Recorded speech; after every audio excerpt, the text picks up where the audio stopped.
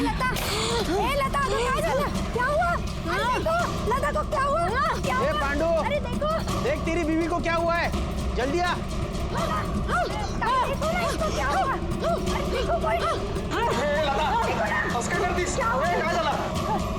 लता, क्या हुआ? काय झालं तुला? इसे देवी आई है। हाँ देवी आई है। सबसे पैर पड़ो इसका, पैर पड़ो। देवी आई है। हाँ देवी आई, मैंने बोला था ना देवी आई है। अरे ये लता। साहब मैं क्या करूँ अभी? मैं कहाँ लेके जाऊँ इसको? कैसे ठीक होगी? अरे रोना धोना बंद कर, डॉक्टर के पास लेके जाओ उसको।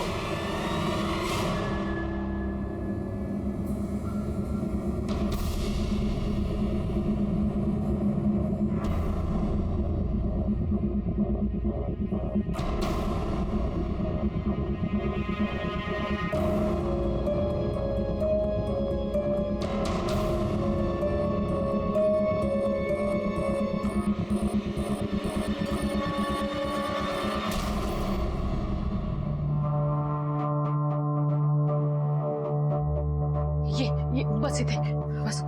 तू जा, हाँ मैं देखती, तू जा। डॉक्टर साहब क्या हो गया लता को? सब ठीक है ना?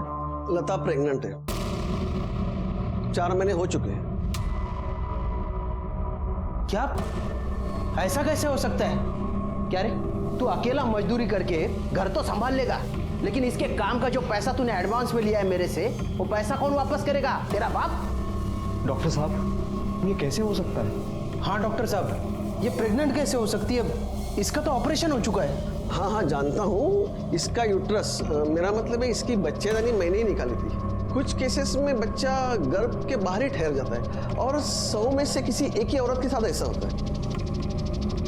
देखा, मैंने बोला था ना देवी आने वाली है। देवी ने लता के गर्भ को अपना घर चुना है। ये सब कृपा और चमत्कार है, चमत्कार है ये चमत्कार नहीं है, पाप है पाप। अरे देख क्या रहा है? गिरा इस पाप को। और तू नहीं गिरा सकता है ना तो मेरे को बोल, मैं गिराता हूँ। देवी के खिलाफ जो भी जाएगा ना उसकी मौत पक्की है। हाँ, और पाप उस पर भी चढ़ेगा जिसके सामने देवी को नुकसान पहुंचा रहे हैं। अरे देवी की सेवा करो देवी की।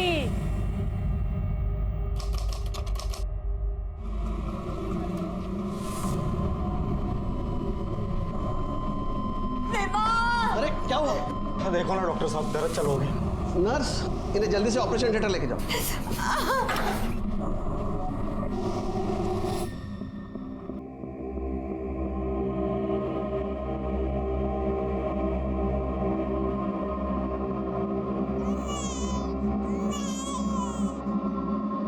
मुबारक हो, बेटी हुई है।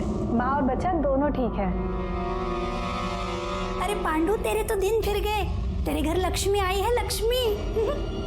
अब देखना ताई, पांडु कैसा तरक्की करता है। उसके घर तो देवी आई है, देवी। सच में?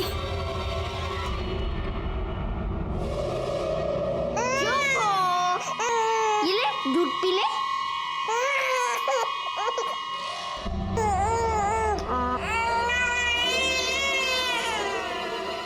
आई देखो ना, चुप। नहीं पापा, नहीं। चुप होता, मेरा दिमाग फिर गया ना, मैं पटक दूंगा।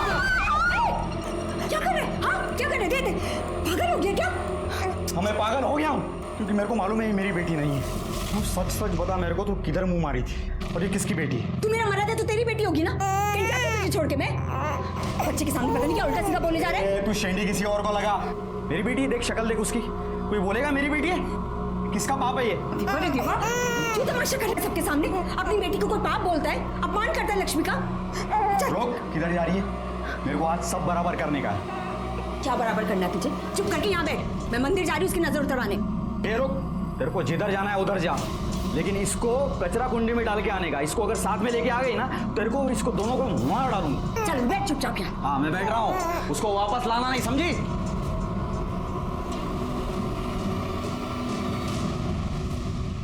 साहब मेरी बीवी को ढूंढ निकालिए साहब, वो पता नहीं कहाँ गायब हो गई साहब, घर में नहीं आई। एक मिनट जरा शांत हो जाओ और शांति से बताओ हुआ क्या है।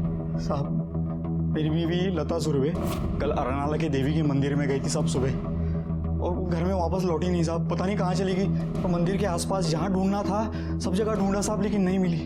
तुम्हारी बीवी मंदिर में अकेली गई थी, कोई था नहीं उसके साथ? वो और हमारी बच्ची थी उसके साथ। बच्ची की उम्र क्या है? अभी 10 दिन की है साहब बच्ची, उसी की नजर उतरवाने के लिए गई थी लेकिन आई नहीं वापस। 10 दिन की बच्ची को लेकर तुम्हारी बीवी मंदिर गई थी?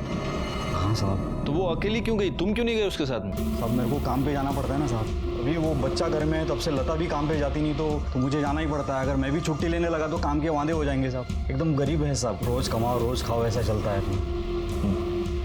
तुम्हारे घर में तुम दोनों के अलावा कोई और है? 6 साल का बेटा है, प्रकाश नाम है उसका। बीवी की फोटो है? कामनी मैडम, इसकी रिपोर्ट लिखवा लीजिए, सब डिटेल्स कामनी मैडम को बता देना। गायकवाड़, जरा पता कर रहा। हाँ, ये कल अपनी बच्ची को लेकर यहाँ आई थी, उसकी नजर उतारी, दर्शन किया और फिर चली गई। कुछ अंदाजा है कि यहाँ से वो गई कहाँ थी? नहीं सर, ये तो हमें नहीं मालूम। 3 महीने पहले देवी माँ ने कृपा की थी उसके ऊपर। बच्चा दानी निकालने के बाद भी पेट से थी वो। शिवांगी ताई कहती थी देवी माँ जरूर आएगी, और देवी माँ आ गई, वो भी लता के बेटी के रूप में। देवी की नजर थी लता के घर पर, इसलिए उसने लता के कोख में जन्म लिया और हमारी इस बस्ती में प्रकट हुई। लता बहुत अच्छी है मैडम, सबसे प्यार से रहती है। उसका बेटा प्रकाश, वो तो उसकी जान है, लेकिन पांडु लता की सारी कमाई छीन लेता है, फिर भी वो उसको पैसा देती है और उसके पसंद के कुल्फी खिलाती है। सारे पैसे तू ले लेता था, फिर वो प्रकाश को कुल्फी के पैसे कहाँ से देती थी? पता नहीं साहब, लेकिन मैं तो कभी प्रकाश को पैसा दिया नहीं। सब बस्ती में एक बड़ा मेडिकल रैकेट चल रहा है, जिसमें बस्ती की ऑलमोस्ट सारी औरतों ने अपना यूट्रस निकलवा दिया ताकि मजदूरी करते समय प्रेगनेंसी या पीरियड के वजह से छुट्टी लेनी ना पड़े। और सर इतना ही नहीं, इनके दिमाग में एक बात बिठा दी गई है कि मंथली पीरियड यानी भयानक बीमारी है जो ऑपरेशन से ही ठीक हो सकती है। बीमारी तो है ही मैडम, और अगर इस बीमारी की वजह से कोई औरत काम पे नहीं आती है ना, तो कदम साहब उसके आदमी का भी पैसा काट लेते हैं। वैसे कदम साहब भी मदद करते हैं इस बीमारी के इलाज के लिए, और ऑपरेशन के लिए पैसा भी देते हैं, और हमारे रोज की मजदूरी से थोड़ा थोड़ा पैसा काट लेते हैं। यही प्रॉब्लम है, इन लोगों के पास एजुकेशन नहीं है, इसलिए जो चाहे जिस तरह से चाहे उन्हें बेवकूफ बनाता है, और ये लोग इतनी आसानी से इन्हें बेवकूफ बनाते हैं कि हम उन्हें कुछ नहीं कर पाएंगे। एनीवे, गायकवाड़, लता के बारे में कुछ पता चला? नहीं सर, लता के बारे में एक इंटरेस्टिंग बात ये पता चली है कि उसका यूटेरस निकालने के बाद भी वो प्रेग्नेंट हो गई, और गाँव वालों का मानना है कि उस पर देवी माँ की कृपा हुई। What rubbish Gaikwad. हाँ सर, ऐसा भी हो सकता है क्योंकि उनके ऊपर देवी माँ का आशीर्वाद है। करडे, ये तुम कह रहे हो? पुलिस वाले हो ना तुम? ऐसे अंधविश्वासों पर विश्वास रखते हो तुम? पुढच्या वेळेला असं काही बोललत ना तो तुमको ही मिर्ची खिलाऊंगा मैं अभी। Sorry sir. गायकवाड़, ये विश्वास अंधविश्वास सब छोड़ो। अगर लता का यूट्रस निकाला गया था और उसके बावजूद वो प्रेग्नेंट थी, इसका मतलब कुछ है जो हमसे छुपाया जा रहा है।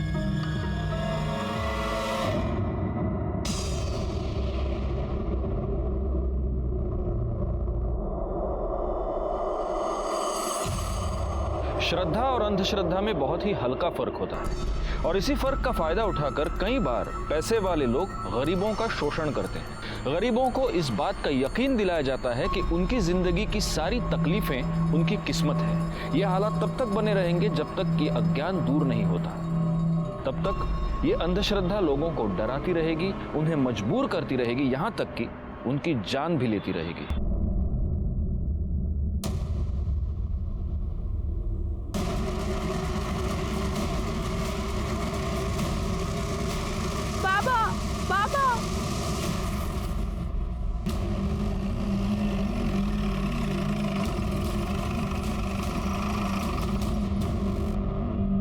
हटाओ इनको, पीछे हो जाओ।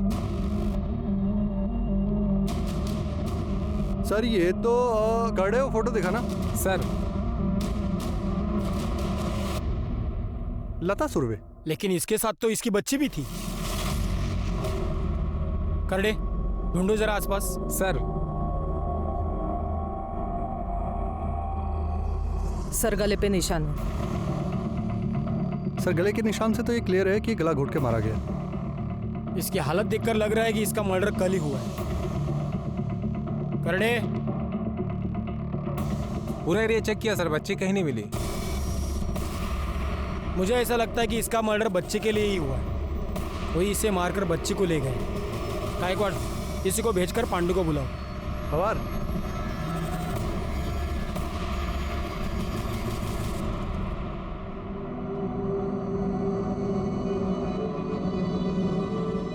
लता, लता,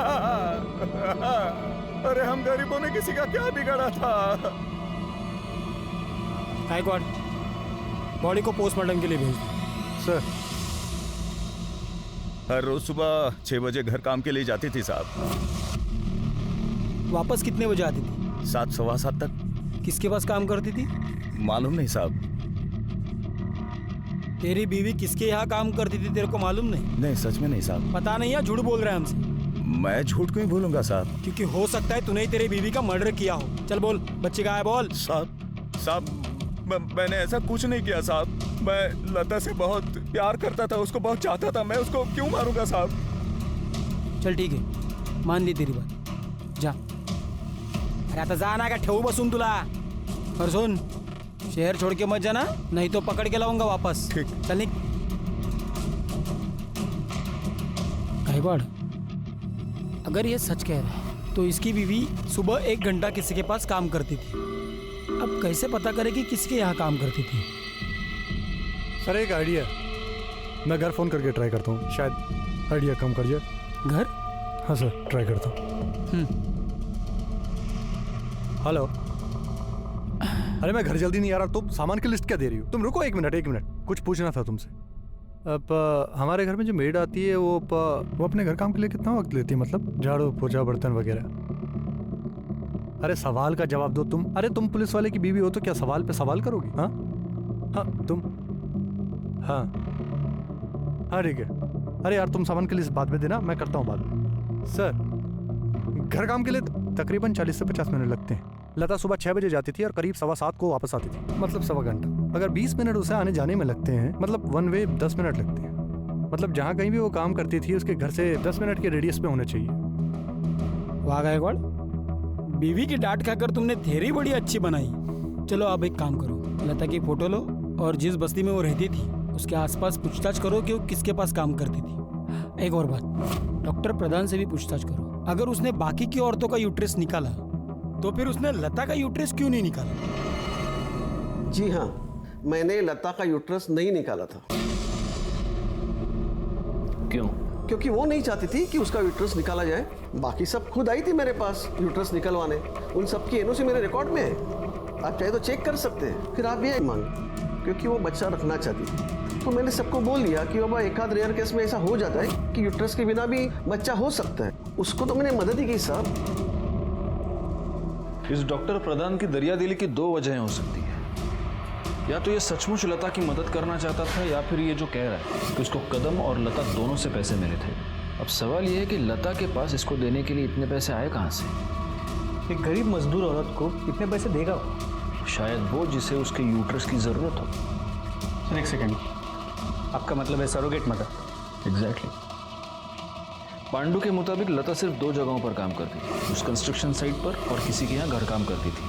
तो हो सकता है कि ये पैसे जिसने भी दिए हो वो इन्हीं 2 जगहों में से किसी एक पर दिया हो। अब हमें पता ये करना होगा कि वो किसके यहाँ घर काम करती थी।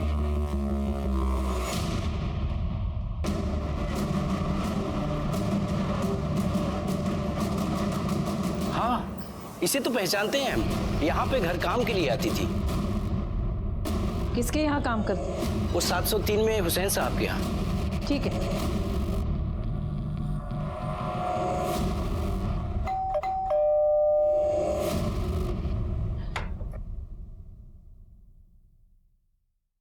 जी कहिए। ये आपके यहाँ काम करती थी?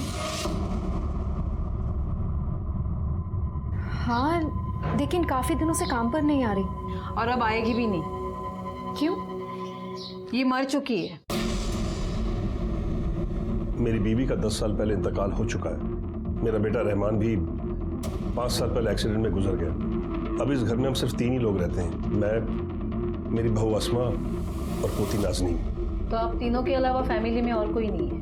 एक बेटी है बेनज़ीर, वो वापी में अपने शौहर तबरेज़ और 2 बच्चों के साथ रहती है। ठीक।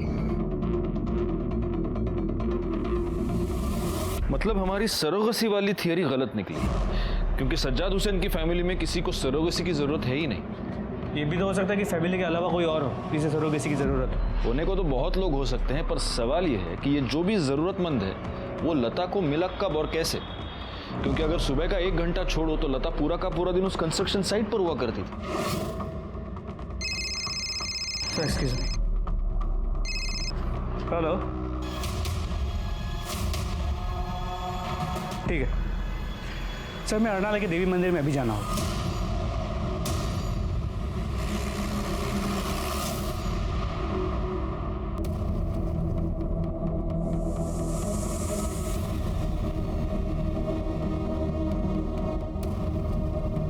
सर लाश काफ़ी छोटे बच्चे की है तो बुरी तरह डिकम्पोज हो चुकी है।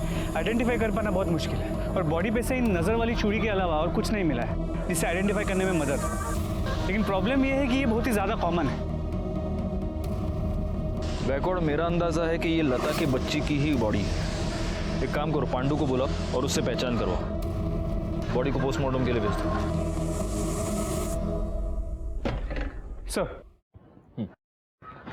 सर पांडू ने बच्ची के हाथ पे पहले नज़र वाली चूड़ी से ये कंफर्म किया है कि बच्ची उसी की है, लेकिन फिर भी रूटीन प्रोसीजर के हिसाब से बच्ची के खून को पांडू और लता के सैंपल के साथ मैच करने के लिए भेज दिया है।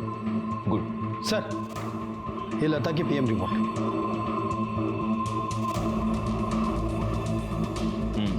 गायकवाड़, जैसा कि हमें शक था लता की मौत गला दबाने की वजह से हुई और मौत 12 दिसंबर को सुबह 11 से 12 के बीच ही हुई है। तो सब सवाल यह है कि लता जैसी मजदूर औरत का मर्डर कोई क्यों करना चाहेगा? हाँ बोला क्या?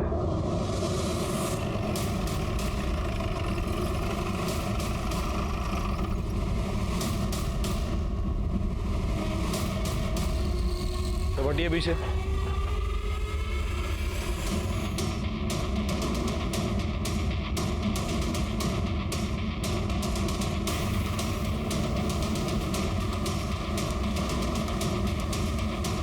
बैकवर्ड पूरे टेरेस देखो, किसी भी चीज के साथ छेड़छाड़ नहीं होनी चाहिए। सर कर ले, नीचे जाकर इनके घर की तलाशी लो। सर, बॉडी को सबसे पहले किसने देखा? सर, कल रात को 9:30 बजे तक जब अस्मा और नाज़नीन शॉपिंग करके घर ऑफिस नहीं पहुंचे तो मैं लाइट्स ऑफ करके सोने चला गया। सर, इससे पहले कई बार ऐसा हो चुका है कि अगर ये लेट हो जाते हैं रात को लौटने में तो अपनी चाबी से दरवाज़ा खोल लेते हैं। फिर सर सुबह जब मैं उठा और किचन में अपनी चाय बनाने के लिए गया तो देखा रात का खाना ऐसे ही पड़ा था। मैं इनको बेडरूम में देखने गया, वहां ये दोनों थे ही नहीं। सर पूरे घर में कहीं नहीं थे। फिर मैं छत पे आया तो दोनों को खून में लथपथ हुए देखा।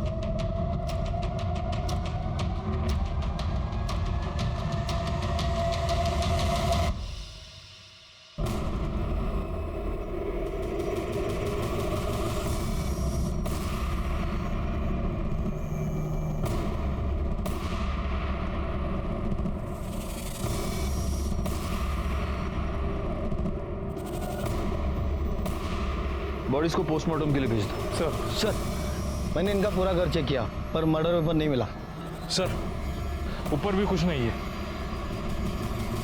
अगर इस बिल्डिंग में सीसीटीवी कैमरा होता तो हमें ये पता चल पाता कि अस्मा एग्जैक्टली कितने बजे घर आई थी और उसके पीछे लेट नाइट कोई और आया था क्या। मुझे ऐसा लगता है कि ये दोनों केसेस आपस में कनेक्टेड है। लता सुरवे के मर्डर के बारे में अस्मा को कुछ पता होगा और इसीलिए अस्मा का मर्डर हुआ है। और हो सकता है कि उसकी बेटी ने उसकी माँ का मर्डर होते हुए देख लिया, इसलिए फिर बेटी को भी किसी ने मार दी। एक काम करो गायकवाड़, अस्मा का बैकग्राउंड चेक करो और उसके कॉल डिटेल्स निकालो, शायद उससे कुछ क्लू मिल जाए। हो सर, लेकिन सर मुझे सज्जाद की कहानी थोड़ी अटपटी लगी। इन दोनों को इतनी बेरहमी से मारा गया तो उसने रात को किसी की चीख पुकार तक नहीं सुनी। बिल्डिंग के वॉचमैन से पूछताछ करो, शायद उसने कुछ देखा हो सर।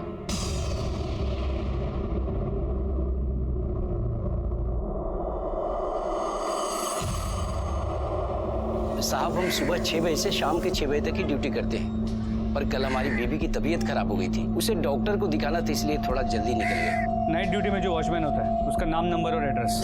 1 मिनट साहब, ये लीजिए सर। वाह, लिखूंगे। ये सज्जाद हुसैन और उसकी फैमिली, इनके बारे में कुछ बता सकते हो? अब क्या बताएं साहब, बहुत ही लिच्चड़ लोग हैं और हुसैन साहब कसरत के नाम पर छत के एक हिस्से को जबरदस्ती कब्जा किए हुए हैं। और उनकी बहू यहाँ से तो बुर्के में जाती थी साहब, पर ऐसा सुना है कि बाहर जाके छोटे छोटे कपड़े पहनती थी। वो किसी ब्यूटी पार्लर में काम करती है साहब, जहाँ पे मर्द और औरत सब आते हैं।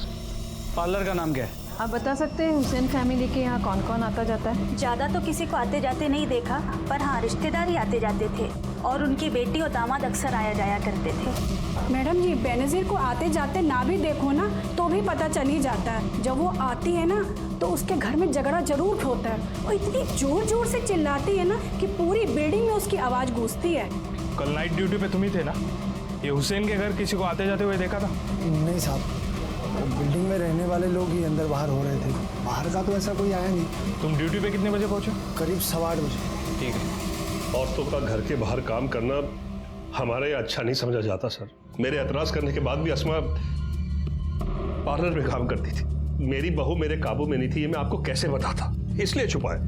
और बेनजीर से झगड़े वाली बात क्यों छुपाई? साहब, जहां फैमिली है वहां झगड़े लाजमी है, इसमें बताने और छुपाने जैसी क्या बात है? लेकिन ये झगड़ा था किस बात का? कोई ऐसी बात ही नहीं है जो मैं आपको बताऊं। अगर आप नहीं बताएंगे तो फिर हमें बेनजीर से पूछताछ करनी होगी। अब सोच लीजिए।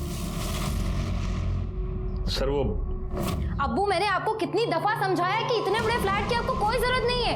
आप इस फ्लैट को बेचते क्यों नहीं और छोटा फ्लैट खरीद लीजिए ना। क्यों बेच दे?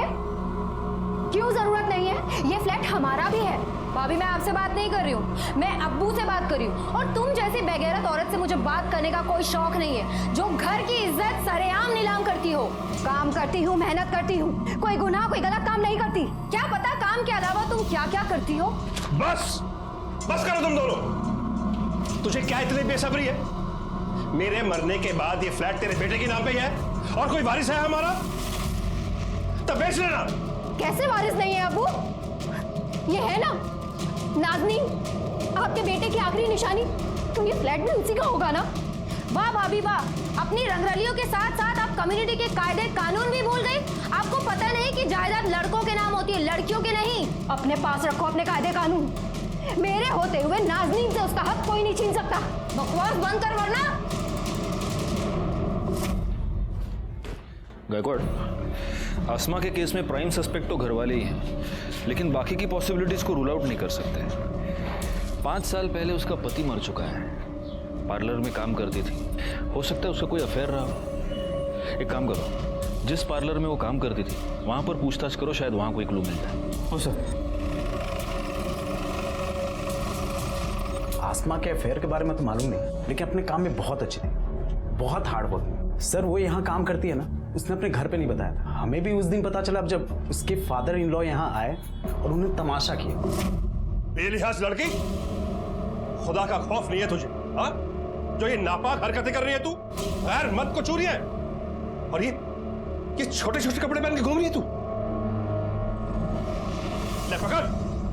वो अभी क्या करें, प्लीज यहाँ से जाएं। अरे आसमा क्या हुआ? क्या चल रहा है ये चादर लपेट और अभी इसी वक्त मेरे साथ घर चल। मैं आपके साथ कहीं नहीं जाऊंगी अब्बू, क्योंकि मैं जानती हूँ मैं जो कर रही हूँ सही कर रही हूँ, और खुदा सिर्फ आपका नहीं,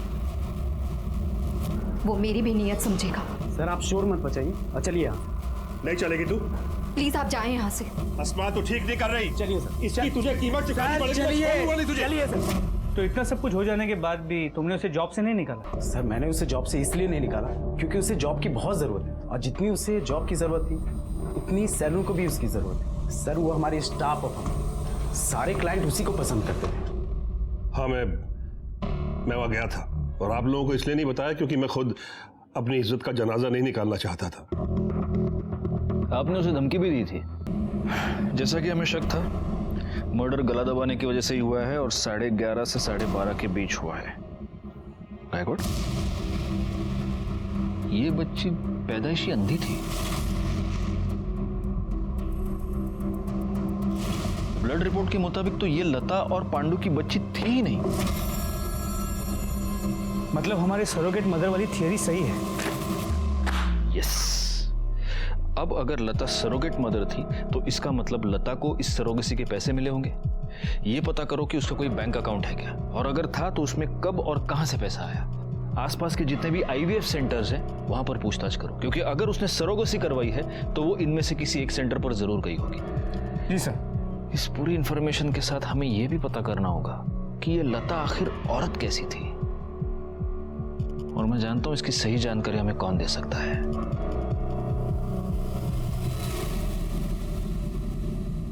और अगर इसके बाद भी लगे तो और मंगाएंगे। खाओ, चलो लो। वड़ा पाव? अंकल पक्का मेरे को इस वड़ा पाव के बाद कुल्फी भी खिलाओगे? पक्का खिलाऊंगा, और एक नहीं, तुम जितनी कुल्फी खाना चाहो उतनी कुल्फी खिलाऊंगा।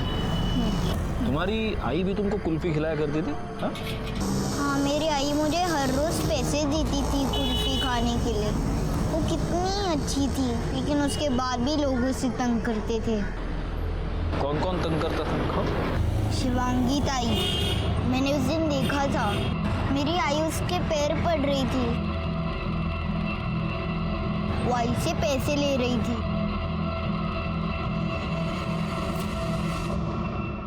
लता पेट से थी, वो ये बच्चा रखना चाहती थी। इस बच्चे के लिए उसे पैसे मिले थे, इसलिए देवी का नाटक किया हम लोगों ने। उसे डर था कि पांडु को उसके गर्भ का पता चलता तो वो बच्चे को और उसे दोनों को मार देता। अच्छा, अब बताओ और कौन कौन तंग करता था? उस दिन जब भी मेरी आई मेरी बहन को मंदिर लेके जा रही थी ना, उस दिन मेरे बाबा ने मेरी बहन का गला दबा दिया था। चुप हो जा, मेरा दिमाग फिर गया ना। और मेरे बाबा मेरी आई पर इतना गुस्सा थे कि उन्होंने उन्हें कहा, इसको कचरा कुंडी में डाल के आने का। इसको अगर साथ में लेके आ गई ना, तेरे को और इसको दोनों को मार डालूंगा।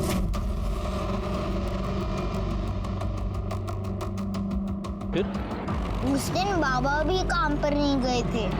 उस दिन अगर तुम्हारे बाबा काम पर नहीं गए तो कहाँ गए? मालूम नहीं, पर उस दिन जब भी आई मंदिर गई थी ना, तभी बाबा भी उनके पीछे गए थे। प्रकाश से मिली इन्फॉर्मेशन ने हमारी इन्वेस्टिगेशन को एक नई दिशा दे दी। हमें यह पता चल गया कि पहले 4 महीने तक लता ने अपनी प्रेगनेंसी पांडु से छिपाई रखी। प्रकाश और शिवांगी से मिली इन्फॉर्मेशन के बाद हमने पांडु को कन्फ्रंट किया, और तब जो सच सामने आया वो हैरान कर देने वाला था।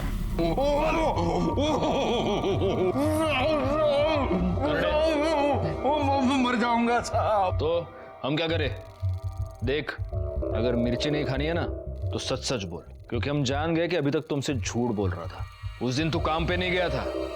जब तेरी बीवी बच्ची को लेके मंदिर गई तो तू उसके पीछे पीछे गया था, है ना? बोल। मेरे को मालूम था साहब वो मेरी बच्ची नहीं है, इसलिए मैं लता पे बहुत भड़का। हमारा झगड़ा भी हुआ था। जब वो बच्ची को लेके मंदिर की तरफ निकली तो मैंने साइकिल से उसका पीछा किया। जैसे मैं मंदिर पहुंचा तो मैंने देखा कि मंदिर के बाहर एक काला सा बड़ा गाड़ी खड़ा है। लता बच्ची को लेके उस गाड़ी में बैठी और गाड़ी चल पड़ी साहब। तो गाड़ी विरार में एक बैंक के सामने जाके रुका। जब गाड़ी रुकी तो बच्ची को गाड़ी में ही छोड़ के लता गाड़ी से बाहर निकली और सामने वाले बैंक में घुस गई साहब। फिर मैं उसके पीछे पीछे बैंक में गया, और जब मैं अंदर गया तो मैंने देखा कि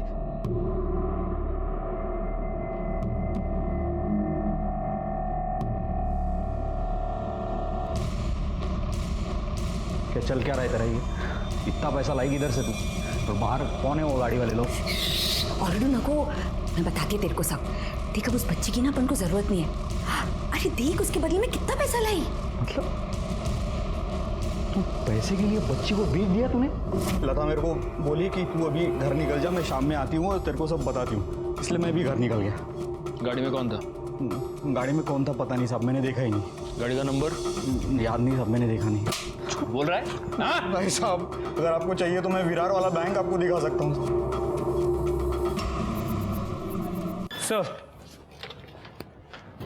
सर, आसमा और नाज़नीन की पोस्टमार्टम रिपोर्ट के मुताबिक उनके सर पे किसी भारी चीज से वार किया गया है, और मौत की वजह भी हेड इंजरी है। मौत का वक्त शाम 7 और 8 के बीच का है। रिपोर्ट ये कह रही है कि जो मर्डर वेपन है उसका सरफेस बहुत छोटा नहीं था। इसका मतलब कोई स्टिक या रॉड तो नहीं हो सकता।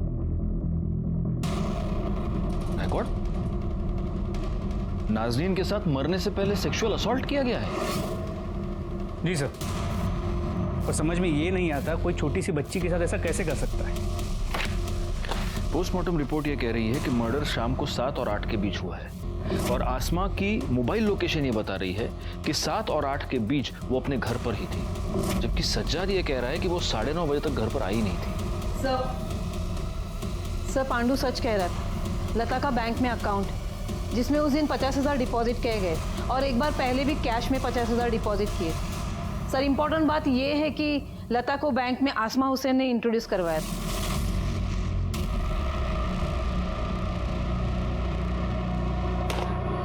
इसका मतलब ये दोनों केसेस आपस में कनेक्टेड हो सकते हैं और लता के बैंक अकाउंट में ट्रांसफर किया गया ये पैसा उसकी सरोगेसी की फीस हो सकती है। एक काम करो, बैंक और मंदिर के आसपास जहां से हमें लता और उसकी बच्ची की डेड बॉडी मिली, वहां आसपास जितने भी कॉमन मोबाइल्स एक्टिव थे उन सबकी एक लिस्ट बनाओ और आसमा के कॉल रिकॉर्ड के साथ मैच करके देखो।